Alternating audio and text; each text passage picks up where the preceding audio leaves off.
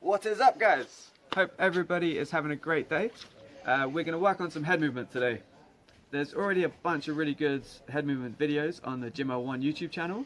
Today we're going to do a couple of drills which you can do with a couple of everyday items which most people should have at home, and you can do with nothing at all as well.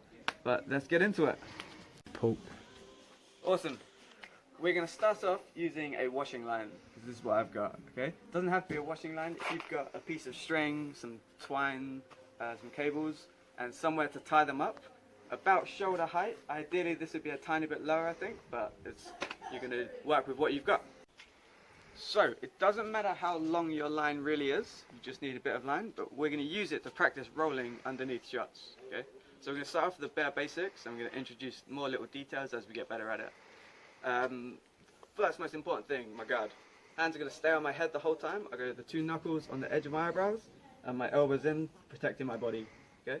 Second most important thing is my footwork, okay? Even when I'm defending, there's never a point where my feet are together. I'm always lead foot, rear foot. Square stance, good movement, and loads of space in between my feet, okay? The bare basics for this is I'm just going to roll under the shot. I'm not going to bend at my hips, I'm going to bend at my knees. So I'm going to drop down, step under, starting with my rear foot, and then come back up.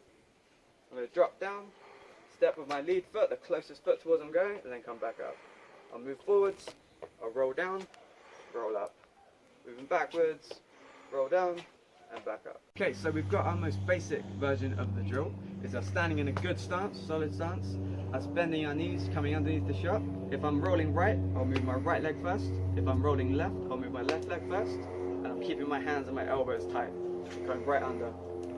The next thing I've got to worry about is not stepping too far away from the line. If I take a big step away in this right foot, now it means for the sake of the drill, for me to get back to the other side, I have to take a big lunge, which is something I never really want to do to get back to the other side, okay? So I always want to keep these movements as minimal as possible, staying really close to the line, just coming just underneath,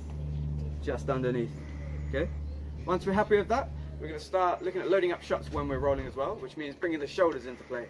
So, as a general rule, just like our footwork, whichever shoulder is closest to the line is going to start first, cool? So, if I'm rolling right now, I'm going to put my right shoulder in front of me.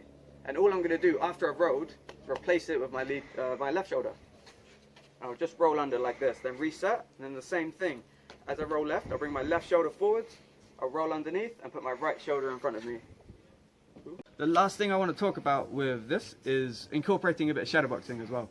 Okay? So we're not just doing it just from still, turning our shoulder and rolling.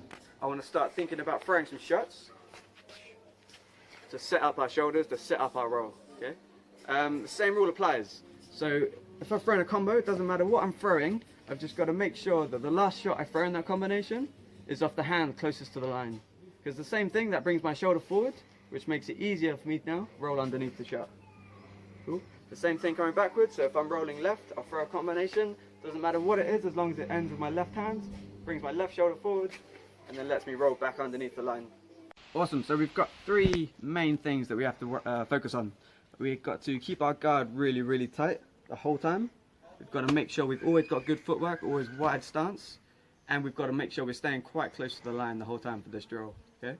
So we'll set our stance, then we're going to try and incorporate all of those three things and start moving forwards and backwards as well. So I'm in stance, I'll throw my combo, I'll roll just under the line, staying nice and close.